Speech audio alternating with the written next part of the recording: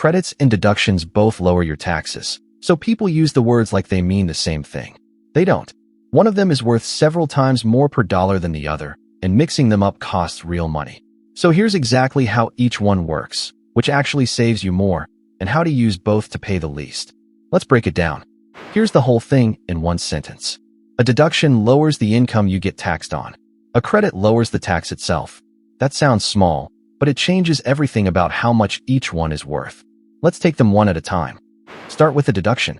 A deduction comes off your income before the tax is calculated, so its value depends on your tax bracket. If you're in the 22% bracket, a $1,000 deduction saves you 22% of $1,220. Not $1,000. You only save your tax rate on it. Now a credit. A credit comes off your tax bill directly, dollar for dollar. A $1,000 credit doesn't save you your tax rate. It saves you the entire $1,000. The same headline number, but a credit is worth its full face value while a deduction is worth only a fraction of it. So put them head to head. Same $1,000. As a deduction, it saves a typical filer maybe $200. As a credit, it saves the full $1,000. Dollar for dollar, a credit beats a deduction almost every time, usually by a wide margin. If you could choose, you'd take the credit. Let's put numbers on it. Say you've got $2,000, and you're in the 22% bracket. As a deduction, $2,000 saves you $440. As a credit, $2,000 saves you the full $2,000. That's more than 4 times the benefit from the exact same number. So if credits are better, why do deductions even matter? Because deductions are often far larger.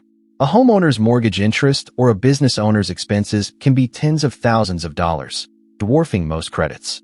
And the bigger your income, the more each deduction is worth. A small credit can lose to a giant deduction. Size matters too. Now, not all credits are equal, and this next distinction is the most important one in this whole video. There are 2 kinds of credits, non-refundable and refundable. The difference decides whether a credit can only erase your tax or actually pay you cash. A non-refundable credit can take your tax bill down to 0, but not below. So if you owe $500 in tax and you have a $1,000 non-refundable credit, it wipes out the $500 and the other $500 just disappears. You can't use more credit than you have tax. A refundable credit is the powerful one. It can take your tax below 0, and the extra comes back to you as a refund. So that same $1,000 credit against $500 of tax wipes out the $500 and pays you the other $500 in cash. The earned income credit and part of the child tax credit work this way. And this is where a lot of those credits live, straight from the IRS. This is Schedule 3, Additional Credits and Payments. Notice it's split in 2. Part 1 is non-refundable credits, and Part 2 is refundable ones. The form itself sorts them, because the difference is exactly that important to what you get back. Deductions split into 2 kinds too. There are above-the-line deductions and itemized deductions, and the difference is whether you have to give up your standard deduction to use them. Above-the-line deductions are the best of both worlds. You get them even if you take the standard deduction. Things like an IRA or HSA contribution, student loan interest, and half of your self-employment tax come right off your income, no itemizing required. These are the deductions almost nobody should skip. Itemized deductions are different. Mortgage interest, state and local taxes, charity, big medical bills. These only help if, added together, they beat your standard deduction. If they don't, you just take the standard deduction instead. That's why most people, about 9 in 10, end up taking the standard and never itemize at all. Here's a hidden truth about deductions. They're worth more to higher earners. Because a deduction saves your tax rate, the same $1,000 deduction saves a 37% earner $370, but only saves a 12% earner $120. Deductions quietly reward the higher your bracket is. And here's the one that matters most to gig and self-employed workers. A business deduction doesn't just lower your income tax. It also lowers your self-employment tax, that 15.3%. So one write-off cuts 2 taxes at once. For the self-employed, deductions punch far above their bracket. Watch this. A self-employed person in the 22% bracket takes $2,000 of business deductions. That saves $440 in income tax, plus about $280 in self-employment tax, roughly $720 total. That's about 36% of the deduction, far more than the bracket alone would suggest. There's also a clever strategic move. Because a deduction lowers your income, it can drop you under an income limit and unlock a credit you'd otherwise lose, or avoid a phase-out. So an IRA or HSA contribution can be worth more than its tax savings alone because it qualifies you for a credit on top. Deductions and credits can work together.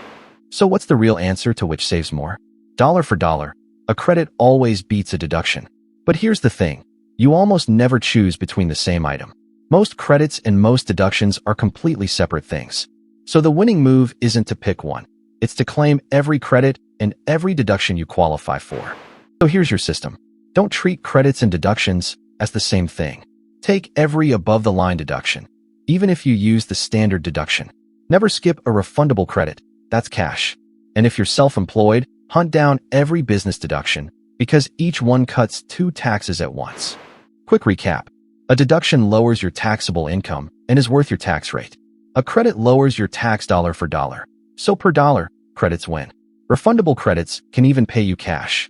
Deductions matter when they're large or you're self-employed. And the real strategy is simple. Claim everything you qualify for, both kinds.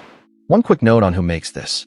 The tax breakdown is prepared by a tax accountant with over 15 years of public accounting experience, so every figure here is checked against the IRS sources. It's always educational, never advice for your specific situation. Bottom line, a credit and a deduction are not the same animal. Credits are worth more per dollar. Refundable ones pay you cash, and deductions shine when they're big or you're self-employed. Stop choosing between them and just claim it all. This is general education, not tax advice, so check with a pro about your situation. Subscribe to the Tax Breakdown for simple tax-saving tips before you file.